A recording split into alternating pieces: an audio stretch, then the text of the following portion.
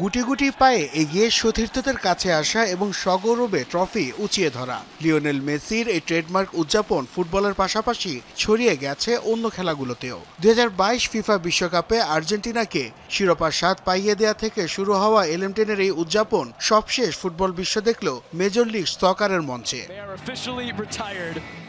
অপ্রতিরোধ গতিতে ছুটতে থাকা লিও প্রথমবারের মতো ইন্টার মায়ামিকে এনে দেন এলএমএস-এর শ্রেষ্ঠত্ব। ফাইনালে ভ্যানকুভার হোয়াইট ক্যাপসকে 3-1 গোলে হারিয়ে ইতিহাসের পাতায় আরও একবার জায়গা করে নিলেন এই তারকা। প্রথম ফুটবলার হিসেবে টানা 2 মৌসুমে জিতলেন মোস্ট ভ্যালুয়েবল ফুটবলারের পুরস্কার। তবে সব ছাপিয়ে মেসির কাছে দলীয় অর্জনটাই সবচেয়ে বেশি গুরুত্বপূর্ণ। গত বছর আমরা নিয়মিত মৌসুমে প্রথম হয়েও দুর্ভাগ্যজনকভাবে প্লে অফ থেকে ছিটকে পড়েছিলাম। তবে এবার আমাদের মূল লক্ষ্য পূরণ হয়েছে। MLS কাপই চূড়ান্ত পুরস্কার।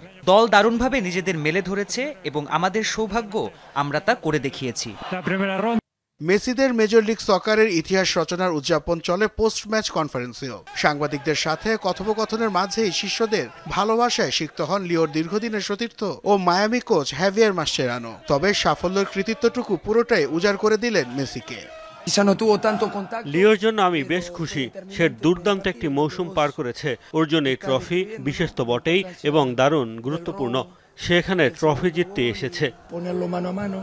ফাইনালে ইন্টার মায়ামির কাছে ভ্যানকুভার হোয়াইট ক্যাপসের এই হারকে দুর্ভাগ্যজনক বলছেন দলটির জার্মান ফরওয়ার্ড টমাস মুলার। বার্তা দিয়ে রাখলেন আসছে মৌসুমে দারুণভাবে ফিরে আসার।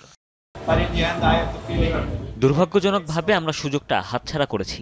দিন শেষে মনে হচ্ছে ম্যাচটি বিলিয়ে দিয়ে এসেছি আমরা। তবে এখানেই থেমে যেতে চাই না। আগামী মৌসুমে ফিরবো আরও শক্তিশালী হয়ে। ইন্টার মায়ামিতে লিওনেল মেসি নাম লেখানোর আগে এমন সাফল্য ছিল ক্লাবটির ধরাছোঁয়ার বাইরে। ফ্লোরিডার ক্লাবটিতে যোগ দেওয়ার পরই লিগস কাপ জিতে প্রথম শিরোপা স্বাদ পাইয়ে দেন লিও। আর গত মৌসুমে পয়েন্টের রেকর্ড গড়ে তার দল জিতে নেয় সাপোর্টার্স শিল্ড।